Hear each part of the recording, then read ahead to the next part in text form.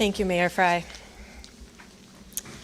Operation Metro Surge has created what aid workers call a protection crisis, a human-driven, large-scale event marked by violence and human rights violations that affect individuals' freedom and rights to access basic services. And we know those impacts have not been felt equally across the city. The vast majority of incidents have occurred in neighborhoods with large immigrant and refugee populations, as well as American Indian, Black, and other communities of color. As is too often the case, those who were most vulnerable before Operation Metro Surge are the ones bearing the greatest burden today. Right now, as the mayor said, we estimate there are 76,000 Minneapolis residents, nearly 20% of our city, who are in urgent need of relief assistance. To understand both the scale of the impact and how best to respond, we took the unique step of conducting and developing a preliminary impact assessment and relief needs overview. This rapid early analysis provides initial recommendations to guide our system-wide response and recovery, drawing on best practices for responding to protection crises.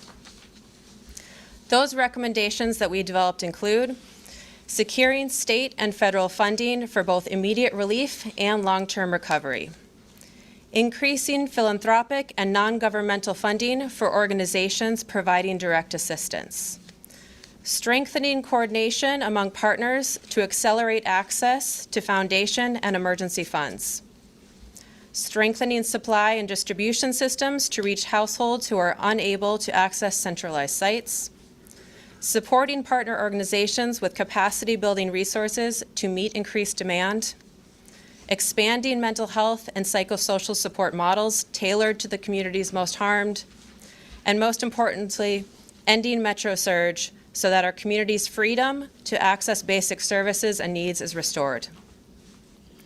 The assessment that we conducted features preliminary estimates based on currently available data and reasonable assumptions, and we will continue refining our recommendations as more information becomes available. As the mayor stated, at this stage, we estimate the overall financial impact to the city is at least $203 million from January alone. The largest impact is in livelihoods. That is $171 million at this time. This includes household income losses estimated at $47 million per month, as residents have been unable to or afraid to go to work. Small business losses as high as $81 million in January alone.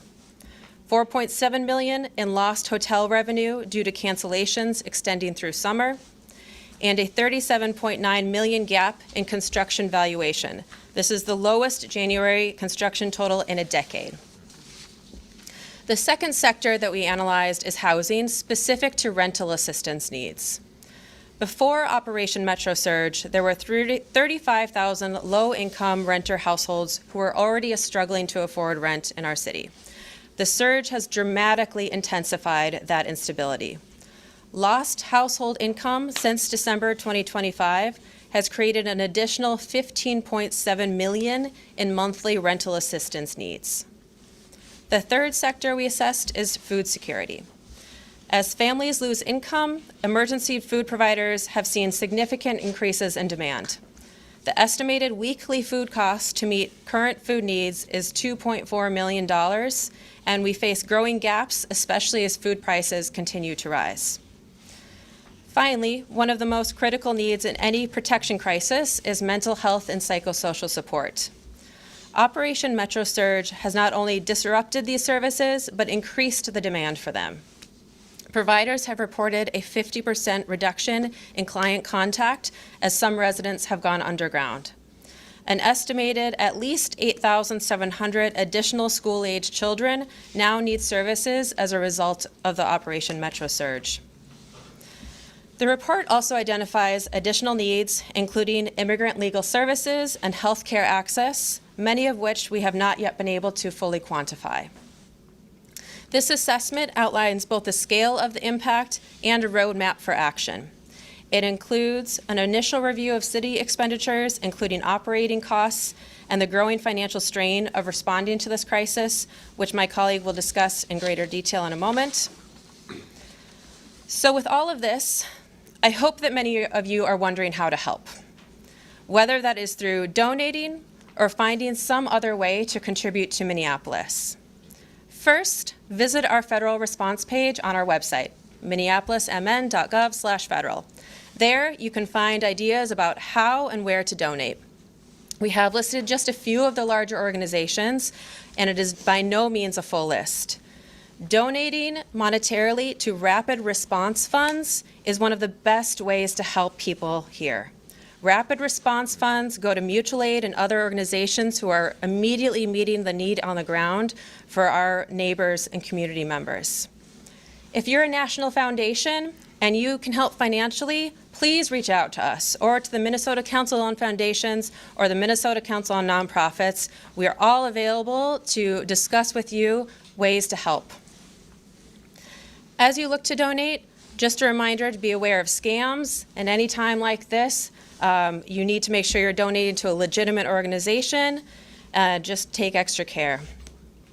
Another thing anyone can do is just check on your neighbor, Minneapolis or otherwise. Our assessment shows that here, it's as many as 1 in 5 people need help, but I'm confident that that is an undercount. I don't know anyone in our community who has not felt the impacts of this surge. And through it all, we've stood up together. We remain committed to each other, especially to our residents who have been disproportionately impacted. Our focus will be relief and recovery across Minneapolis while continuing to stand with and love our neighbors.